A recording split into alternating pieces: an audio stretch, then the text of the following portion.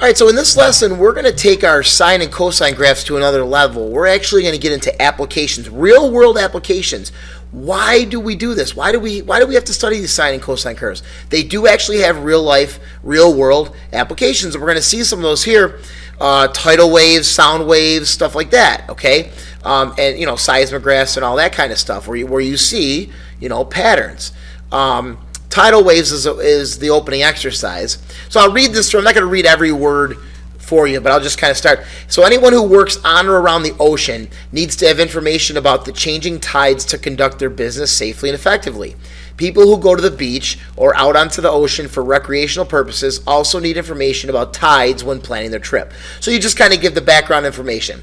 Then they go in to talk about the MLLW and the NOAA, the National Oceanic and Atmospheric Administration, how they use reporting tidal data throughout the United States. So here is... So I'll just read the end here. Since it is an average, some low tide values can be negative. NOAA resets the MLLW values approximately every 20 years. So here's the data from Montauk, New York, and the tides at that place in 2014, and this looks like May 21st to May 22nd of 2014. Actual data that was taken Wednesday and Thursday, May 21st and 22nd of 2014. Starting at 2:47 a.m. and ending at 11:23 p.m. At all different times they took the readings, the height of the waves, and whether it was a high or a low tide. So you see how the highest ones, considered a high tide, 2.48 was a high tide, 2.39 was a high tide, and then the low tides were around 0. 0.27, 0.02, 0.21, those were low tides. So the waves come in a little bit higher than they do at certain times of the day than other times of the day. All right, so basically that's what we're talking about here. So here's a scatter plot that shows this data. So basically everything was plotted, right? At 2:47 a.m., which was 2 hours and 47 minutes after midnight. So that's right here. Right here. If you go up, you'll see that it hits right there, because it was 2.48. So there it is right there. And the data, and then it goes low, and then high, and then low, and then high, and then low, and then high. So you see the pattern. Up, down, right? Up, down, up, down, up, down. Just, you don't have to draw that. You're going to see it on the next page. But basically, what type of function would best model this set of data? It would be a sinusoidal function. You may have never heard the word sinusoidal before. But basically, any sine or cosine, that up and down wave pattern, is a sinusoidal function. Okay, because it fluctuates up and down between numbers that are very close to each other. It may not be perfect. See how it's not exactly the same height? Not exactly the same, a little lower, a little higher, but it's approximately the same height. Okay, you see it? All right, that's a sinusoidal function. And we'll explain, again, our explanation would be that it fluctuates between a high and a low, between those high and low values. That's a sinusoidal function, and it goes on forever. So here is, so it says tidal data do not lie perfectly on a sinusoidal curve, but the heights vary in a predictable pattern. The tidal data chosen for this example appear to be very sinusoidal. So what we did here is we did like a regression, a approximation of what the sinusoidal function will look like. Notice it doesn't hit every point, because if we simply connect the dots, it's not going to be sinusoidal, because it's going to be a little higher, a little lower, and then a little higher, and that's not going to be sinusoidal. To be sinusoidal, it's got to be perfectly at the same exact top and same exact bottom, okay? Unless there is changes to the sine function, which we're not going to get into in this class. What is the midline amplitude period of the graph? So we know we've studied midline amplitude and period before. All right, so we're going to just use what we know about midline amplitude period. So here's the midline. Okay, so the midline appears to be where? Well, if the highest is 2.5, looks like 2.5 if you kind of carry that across here, right, looks like 2.5 is my max, and then 0 is my min. So what's right in between 2.5 and 0? Well, it looks like it's right about here, and that would be 1.25. So in between 2.5 and 0 is 1.25. The midline is going to be 1.25. Okay. Now the amplitude, I'm just going to draw that. Just a little bit above 1.2, right? It's hard to do on this thing here. So there's my midline. Okay, this is my max line. I didn't really need to draw that. There's my midline. Now the amplitude is the distance from the midline up to the top. Okay, and that's simply 1.25, right? So from 0 to 1.25, from 1.25, add another 1.25, and you got 2.5. So the amplitude is also 1.25. And then the period is how long it takes to make one full cycle. So if I start my cycle here, and then it goes down, and then back up here. Okay, it looks like the cycle is about 12 hours. It's a little bit after the 0 here and a little bit after the 12. So it looks like 12 period is approximately 12 hours.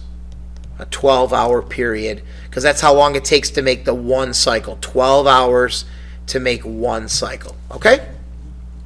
So a half a day. All right. So now, I skipped a little thing here. There's not really much to do here. This is just showing. We're not really going to do anything with this. This is just showing another example of sound waves. And I don't want to read it to you. You can read that to kind of see how sound waves are taken. And then you could see the pattern, how it creates up and down, where the sound goes up and down, okay, in different sound waves. So, and the more times that you take more times per minute that you take samples, you would get a better approximation. So see how it's kind of like off a little bit here because we didn't take that many? Well, the more you do, the more it will, the easier it is to approximate that sine curve. Okay, so we're not really going to do anything with this one here. Now, example 1 is write a function that could represent each of the following graphs. Now, we've done these. So this I'm going to kind of go quickly through because you already should know how to do this. This is kind of review. But what are we looking for? Just recall what we're looking for. First of all, is it a sine or a cosine? Well, see how it hits 0, 0, and that's the midline? Here's my midline. All right, so I know it's going to be a sine curve because it's at 0, 0 at the midline, right? And we know the midline. We know the midline is 0. It's the x-axis. We know from there it goes up to 2 and goes down to -2. So that's my amplitude. My amplitude is 2. And then I just need my period. My period is boom, boom, boom, right? So it's here. And there's my full cycle. How long does it take to make that full cycle? It goes a little bit past 3.14. My period is pi. My period is pi. All right?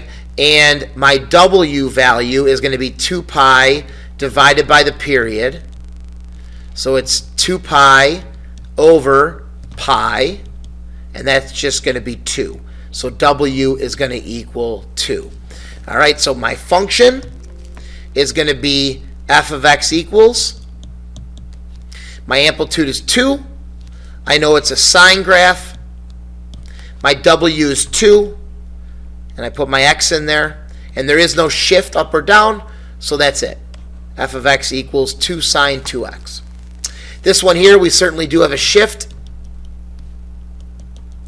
The midline is at 2.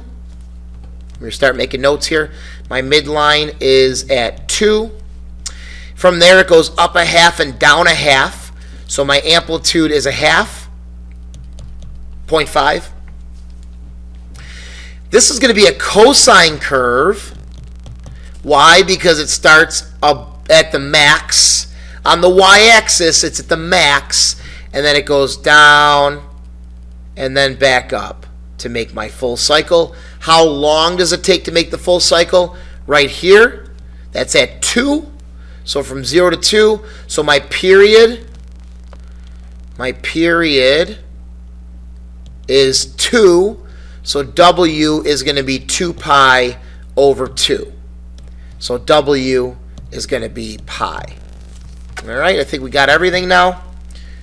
So we're going to call this, we'll just call it g of x, whatever.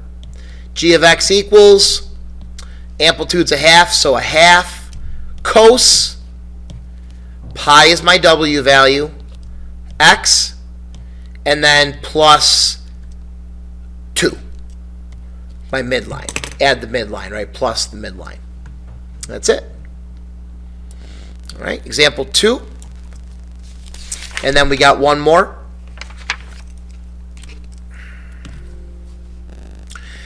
Rapidly vibrating objects send pressure waves through the air that are detected by our ears and then interpreted by our brains as sound. Our brains analyze the amplitude and frequency of these pressure waves. A speaker usually consists of a paper cone attached to an electromagnet. By sending an oscillating electric current through the electromagnet, the paper cone can be made to vibrate. By adjusting the current, the amplitude and frequency of vibrations can be controlled. This is a real-life application. If you get into manufacturing or designing speakers, that might be something that interests you. You'll need to know about this. The following graph shows the pressure intensity as a function of time in seconds. The pressure waves emitted by a speaker set to produce a single pure tone. And there it is. Now, all that doesn't really mean a lot to us right now because we're just learning. We're just learning for the first time. It'll mean more to you if you go to college and you do this for a living, right? You become an engineer. So now, what do we need? Okay, so we need, oh wait, does it seem more natural to use a sine or cosine function? Well, see how it's kind of like it's hitting 0, 0 and it's going up? That's going to be a sine function. We talked about that. So that's going to be a sine function because of that characteristic right there. You could use a cosine, but you'd have to shift it over. A lot harder to do that. Find the equation of a trig function that fits the graph. So what are we going to need here? We're going to need our amplitude. Well, first of all, we need our midline. Our midline's 0. Okay, the midline is just the x-axis, so that's pretty easy. Our amplitude, well, it goes up to right here, which is 1. And it goes down to right here, which is -1. So my amplitude is just 1. That's pretty easy, right? So I know my function's going to be I, because they called it I of, what did they say? I of x. I of x equals, amplitude is 1, so 1 sine something x. All right? And it's plus 0 because there's no midline. So we just need the period. We just need the period now. So here's the period. Up, down, ooh, and then back up. Oh my goodness, that was ugly. Up, down, and then back up. And there is the full cycle. Okay, up, down, back up. And where that stops where? It stops right here. And that is at approximately 0.0025. Now, how did I figure that out? I did it ahead of time. So the period is 0.0025. All I did was I took the 0.004 divided by 4, and then it's about halfway to the next one. So it's a little bit more than 0.002. I said about 0.0025. That's a little tough. I know you might be thinking, like, how am I supposed to know that? Well, you're not going to have to do one that complicated. I just wanted to show you a real-life example, so I kind of did it for you. All right. Now you need your W value. W is going to be 2 pi over the period, 2 pi over 0.0025, and that comes out to be 800 pi. Okay. 2 divided by 0.0025 doesn't look like it, but it's actually 800. Trust me. 2 divided by 0.0025 is 800. So this comes out to be 800 pi x. And that's it. I of x equals 1 sine 800 pi x. Done. Last one here. Effect of a certain blood pressure medication is shown in the graph below. Assume that the effectiveness of the drug ranges from 1 to 10, with 1 being the least effective. So it goes from 1 to 10. 10 is the highest, 1 is the lowest. The middle of that is going to be 5.5. So that's my midline.